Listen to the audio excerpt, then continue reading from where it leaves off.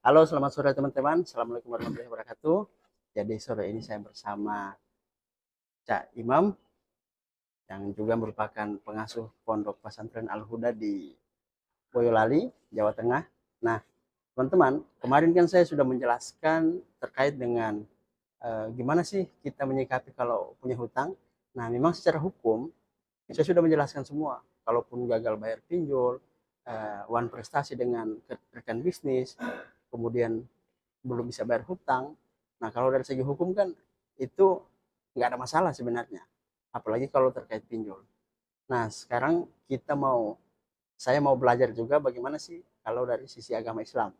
Makanya kayaknya hari ini kita nggak salah narasumber nih. Sudah bersama dengan pengasuh pondok pesantren tentunya terkait dengan ilmu agama beliau sudah tuntas.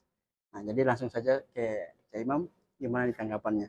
Ini banyak banget ini tanggapan apa namanya netizen soal ini karena soal hutang ini ya kita bisa simpulkan bahwa negara saja punya hutang, apalagi masyarakat.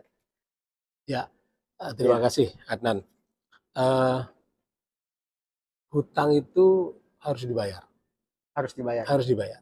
Oke, Kalau kita punya hutang harus dibayar, karena kalau tidak dibayar itu akan menjadi tanggungan bagi kita hingga akhirat. siap, siap. Pernah ada seorang yang meninggal, sementara dia Masih berhutang. masih berhutang, tidak bisa melunasi hutangnya. Maka kemudian jiwanya itu mu'allakun, terkatung-katung, belum sampai ke hadapan Allah Subhanahu wa Ta'ala karena hutang. Nah, makanya setiap orang meninggal sebelum diberangkatkan mayatnya ke Kubur. kubur, itu biasanya ahli warisnya bertanya dulu, apakah si A ini punya hutang apa enggak? Kalau si A ini punya hutang, atau si mayat ini, si jenazah ini punya hutang, segera Keluarga atau ahli sampaikan waris. sampaikan kepada kami. Oke. Biasanya ada batas waktu tertentu yang dia berikan.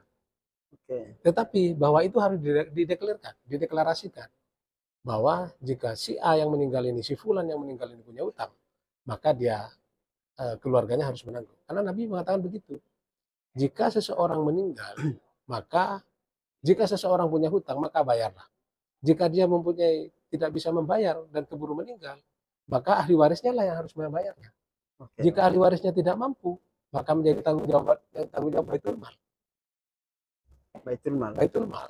Artinya orang di sekitarnya itu harus merelakan lah, bergotong royong untuk apa namanya Menyelesaikan hutang menyelesaikan hutangnya itu. Gitu. Atau diikhlaskan, atau atau dikelaskan diikhlaskan. oleh si Misalnya pemberi hutang. saya punya hutang kepada Adnan, Mm, lalu misalnya saya meninggal, gitu kan, mm, mm. keluarga saya tanya, apakah Pak Imam punya hutang pada Adnan?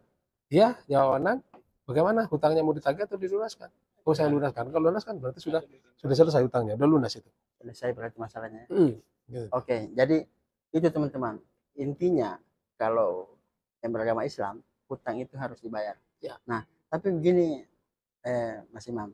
Ini kan kadang misalnya orang yang berhutang itu meninggal di daerah daerah A misalnya atau di tempat lokasi dia bekerja.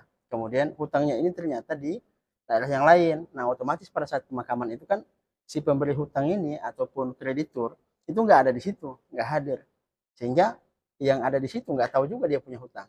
Nah, itu bagaimana menyikapinya seperti itu? nah, di dalam Islam itu dijelaskan bahwa jika kalian berhutang, maka harus dicatat. Al-Quran mengatakan, idza tadayantum bidainin falyaktubu, faktubu, maka catatlah. Wal yaktub katibun bil ad, dan orang yang mencatat itu adalah orang yang betul-betul adil. Disitulah pentingnya untuk mengantisipasi seperti yang Anda tanyakan tadi. Oh, siap, Jadi siap. kalau udah ada utang atau dicatat. Harus catat. Dan yang mencatat itu harus orang yang adil. Dan itu Al-Quran. Jika kalian terlibat hutang piutang, idza tadayantum bidainin, terlibat hutang piutang, maka harus dicatat. Faktubu, catatan. Dan wal yaktub katibun bil ad, dan orang yang mencatat itu adalah orang yang adil. Katibun, yang orang pencatat yang adil. Nah, Jadi kalau sudah yang dicatat, harus yang dipercaya iya, percaya dan adil. dan Adil. adil. Jangan kemudian karena utang itu bisa bisa jadi jangka lama, kita punya utang 10.000, oleh tukang catatnya tiba-tiba diam-diam ditulis 15.000. Oh iya, Sehingga betul. kita kan ketika orang ini meninggal lalu dia datang ke ahli waris, ini dulu punya utang 12.000. Iya, betul betul. Nah, gitu. Jadi pentingnya dicatat. Sehingga dia nipu lagi kan? Ya, Islam mengajarkan supaya dicatat utang itu, sehingga hal-hal seperti yang Anda tanyakan tadi itu tidak akan terulang lagi, Oke, baik. tidak terjadi. Itu teman-teman. Jadi jelas, alasannya apapun pasti ada jawabannya. Nah, mungkin terakhir lagi pertanyaan saya terkait ini, bagaimana sekiranya itu tidak sempat dicatat, kemudian kreditur tidak ada, katakanlah yang lagi viral sekarang ini, pinjol misalnya. Itu kan yang ngajuin dia sendiri. Kemudian juga biasanya pakai kontak darurat, nomornya dia juga. Sehingga susah untuk diketahui oleh orang lain bahwa dia ini berhutang. Jadi yang tahu dia punya hutang itu hanya dia. Dan dia meninggal pun nggak ada yang tahu. Nah, di akhirat kira-kira yang bisa meringankan atau misalnya bukan juga menghapus lah. Artinya apa sesuatu hal yang bisa dilakukan kalau faktanya sudah terjadi seperti itu. Jadi begini, orang yang berhutang itu kalau di dunia tidak membayar, apakah tidak membayarnya itu karena dia tidak mau mengakui Atau tidak sempat. atau ahli warisnya juga tidak tahu, Oke. ya kan? Atau apa namanya, tidak ada orang tahu kalau dia punya utang Iya, pada siapapun, tidak ada ya yang kan? tahu. Nah, bagaimana di akhirat? Allah tahu bahwa orang itu berhutang.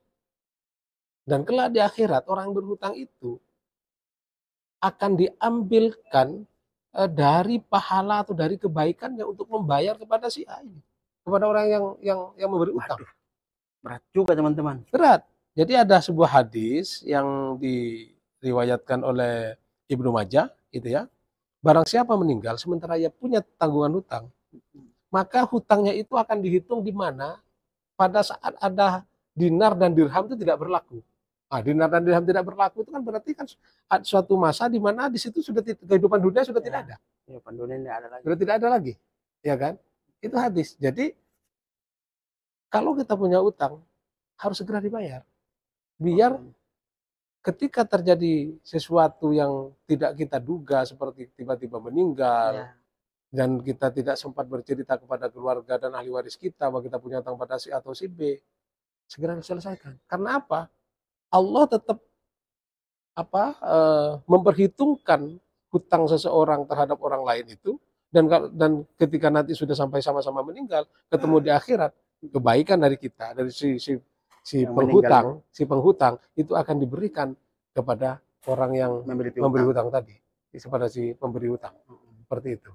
Waduh, ngeri banget teman-teman. Jadi oke lah, kalau bicara hukum positif seperti yang saya sampaikan bahwa kita bisa ngeles, bisa lari dan lain sebagainya. Tapi kalau bicara hukum Islam sama sekali nggak ada celah buat kita teman-teman.